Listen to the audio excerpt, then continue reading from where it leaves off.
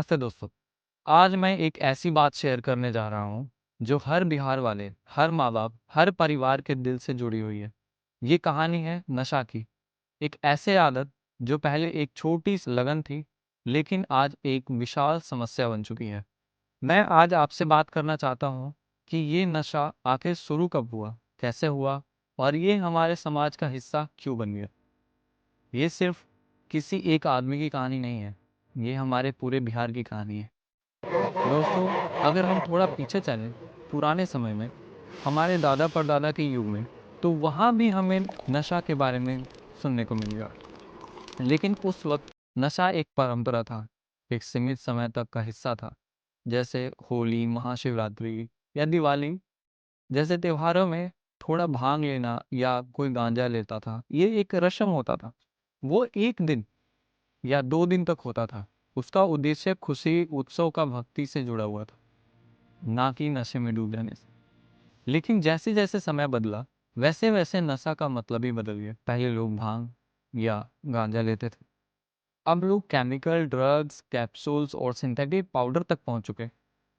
पहले नशा संस्कृति का हिस्सा था, अब नशा सामाजिक समस्या बन गया है। 2000 के बाद जब बिहार में इंडस्ट्रियलाइजेशन थोड़ा बढ़ा, तो लोगों के जीवन में कंपटीशन और स्ट्रेस भी बढ़ गया। शहर बढ़ने लगे, ट्रैफिक बढ़ा, अनएम्प्लॉयमेंट बढ़ा और लोग अपने अंदर के स्ट्रेस को दबाने के लिए कुछ ना कुछ सहारा ढूंढने लगे। यही वो पॉइंट था जहां लोगों ने रिलैक्सेशन के लिए नशा अपनाया। किसी ने शराब, किसी ने गांजा और किसी ने कैप्सूल या स्लीपिंग पिल्स। पहले ये लगता था कि थोड़ा लेना कोई बुरी बात नहीं है, लेकिन धीरे धीरे ये आदत रोज का हिस्सा बन गया। और जब कोई आदत रोज का हिस्सा बन जाए तो वो एडिक्शन बन जाती है। बहुत लोग कहते हैं, अरे भाई मैं चाहूं तो कभी भी छोड़ दूंगा, लेकिन असल में ऐसा होता नहीं है। क्योंकि एडिक्शन सिर्फ मन की बात नहीं होती, वो दिमाग के केमिकल बैलेंस को बिगाड़ देता है।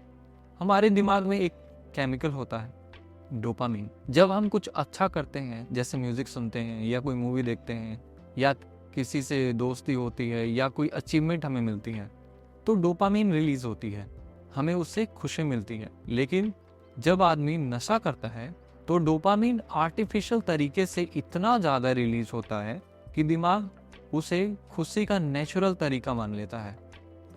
उसके बाद वो डोपामीन चाहिए होता है अपने शरीर को, और वो डोपामीन सिर्फ नशा दे सकता है। जिस आदमी ने नशा किया उससे उसको डोपामीन मिला, और वो फिर वही आर्टिफिशियल डोपामीन यानी नशे से मिलता है उसको। इसलिए आदमी बार बार नशा करता है, चाहे उसके फैमिली टूट रही हो, पैसे खत्म हो रहे हो, या वो खुद रो रहा या खुद एक दलदल में फंस रहा हो, उसको नशा चाहिए होता है। उसके लिए वो ज़रूरत बन जाता है। यही एडिक्शन का रूट है, जब आदत ज़रूरत बन जाए और ज़रूरत मजबूरी। बिहार में सबसे बड़ी समस्या ये है कि नशा अब सिर्फ बड़े लोग तक सीमित नहीं रहा। आज के समय में 10 से 12 साल के बच्चे तक नशा कर रहे हैं। मैं ये बात सिर्फ हवा में नहीं कह रहा। यहाँ पटना के रेलवे स्टेशन, बस स्टैंड और छोटी बस्तियों में आपको छोटे छोटे बच्चे दिखेंगे जिनके हाथ में व्हाइटनर, नेल पॉलिश रिमूवर या ग्लू होता है। ग्लू मतलब बॉनफिक्स। ये बच्चे इन केमिकल को इनहेल करते हैं क्योंकि उन्हें लगता है कि इससे दिमाग हल्का होता है, थोड़ा मजा मिलता है और भूख में कमी होती है। लेकिन असल में उनका दिमाग तबाह कर रहा होता है। उन्हें स्कूल जाना चाहिए, लेकिन वो चुपके चुपके नशा कर रहे होते हैं। कुछ लोग ट्रेन में भीख मांगते हैं, कुछ रोड साइड सो जाते हैं, और हमें लगता है ये तो उनका लाइफस्टाइल है। लेकिन दोस्तों, ये हमारे समाज का दर्द है। ये वही बच्चे हैं जो कल हमारे देश का भविष्य बनने वाले थे। अब थोड़ा बात करते हैं उन दिनों की जब बिहार में शराब ओपनली मिलती थी। 2000 से 2016 के बीच आप पटना, मुजफ्फरपुर और गया जैसे शहरों में, बड़े शहरों में, गली गली में दारू के ठेके खुले हुए होते थे। हर दूसरे आदमी के हाथ में बोतल होती थी। शाम होते ही ठेके के बाहर भीड़ लग जाती। युवा लोग इसे मस्ती के रूप में देखते थे। उन्हें लगता था पार्टी करनी है तो पीना जरूरी है। टीवी, फिल्म और दोस्तों के असर से शराब एक स्टाइल बन गया था। लोग कहते थे थोड़ा पी लेना कोई पाप तो नहीं है, लेकिन वही थोड़ा रोज रोज बढ़ता गया। पहले वीकेंड पे, फिर डेली, और फिर बिना पिए नींद नहीं आती। यहीं से बिहार ने अपना पहला नशा का एक्सप्लोजन देखा। 2016 तक आते आते हर डिस्ट्रिक्ट हॉस्पिटल में 30 से 40% केसेस अल्कोहल रिलेटेड होते थे। डोमेस्टिक वायलेंस, रोड एक्सीडेंट्स और जॉब लॉस, सब कुछ नशा से जुड़ा हुआ था। फिर आया 2016। बिहार सरकार ने एक कदम उठाया, लिकर बैन। उद्देश्य बहुत अच्छा था। गोल था समाज को नशा मुक्त बनाना, घर में शांति लाना और वुमेन सेफ्टी बढ़ाना। लेकिन दोस्तों, हर कदम के अपने असर होते हैं। शराब बंद हुई, लेकिन आदत बंद नहीं हुई।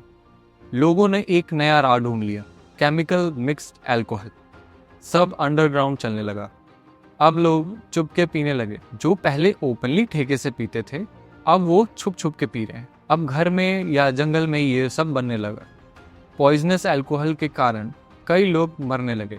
पटना, सारण, सिवान या भोजपुर जैसे डिस्ट्रिक्ट में हर साल डजन्स डेथ होती हैं ड्यू टू ह्यूज ट्रेजेडी। ये उन लोगों की मौत नहीं है सिर्फ, ये समाज के कंट्रोल खोने की निशानी है। नशा बंद करने के बजाय वो और खतरनाक रूप से में वापस आया। 2016 के बाद जब अल्कोहल पर रोक लगी तो लोगों ने एक नया ऑप्शन ढूंढ लिया, फार्मा ड्रग्स जैसे painkillers, sleeping pills, cough syrup. ये सब डॉक्टर के प्रिस्क्रिप्शन के बिना भी मिल जाने लगा और लोगों ने इन्हें नशा के रूप में यूज करना शुरू कर दिया। कोडीन सिरप, नाइट्राजिपाम, ट्रामाडोल, ये सब नाम आपने कभी ना कभी तो सुना ही होगा। ये वो मेडिसिन है जो हॉस्पिटल में पेशेंट के लिए बनती है, लेकिन बिहार में लोग इन्हें स्ट्रीट नशा के रूप में भी यूज करते हैं। एक छोटा सा सिरप जिसे लगता है बस थोड़ा कंफर्ट मिलेगा, वो धीरे धीरे पूरा सिस्टम खत्म कर देता है। ये लिवर, किडनी और ब्रेन सबको इफेक्ट करता है। कुछ लोग तो इंजेक्शन ड्रग्स लेने लगते हैं और सिरिंज शेयर करते हैं, जिससे HIV और हेपेटाइटिस फैलता है। आप सोचिए, सिर्फ नशा नहीं, पूरा लाइफ रिस्क में डाल देते हैं लोग। मैं कई फैमिलीज से मिलता हूँ जहां एडिक्शन ने सब कुछ बर्बाद कर दिया है।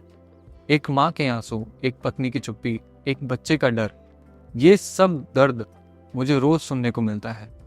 किसी का बेटा कॉलेज छोड़ देता है, किसी का पति जॉब से निकल जाता है, किसी का भाई चोरी करने लगता है।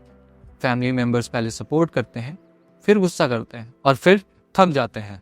उन्हें लगता है अब कुछ नहीं हो सकता। लेकिन मैं आपसे कहना चाहता हूँ, यही वो मोमेंट होता है जहां से रिकवरी शुरू होती है। बस एक कदम लेना होता है, हेल्प लेने का।